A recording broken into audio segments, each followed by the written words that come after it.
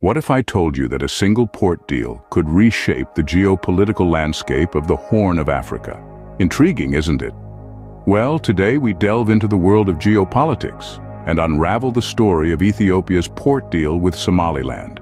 Picture this: a landlocked country, Ethiopia, thirsty for a direct access to the sea and a self-declared sovereign state, Somaliland, yearning for international recognition. The stage was set for a deal that had far-reaching implications. Flashback to the early years of the 21st century. Ethiopia, a landlocked country since Eritrea's secession in 1991, was in a conundrum.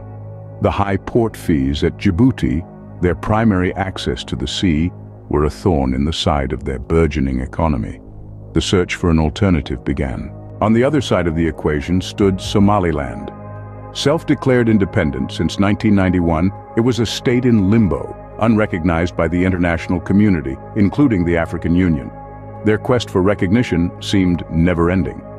As the years rolled on, Ethiopia's need for sea access and Somaliland's desire for recognition continued to grow.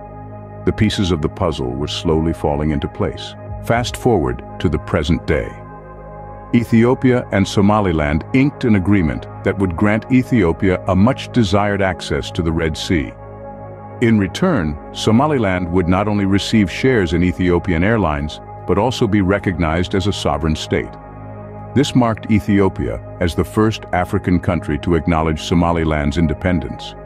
However, this seemingly win-win situation stirred up a hornet's nest. Somalia, which considers Somaliland as part of its territory, viewed this agreement as a violation of its sovereignty.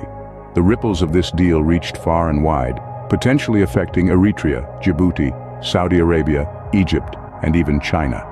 So, in essence, Ethiopia's port deal with Somaliland is more than a mere trade agreement. It's a game changer, a strategic move that could potentially reshape the geopolitical dynamics of the Horn of Africa.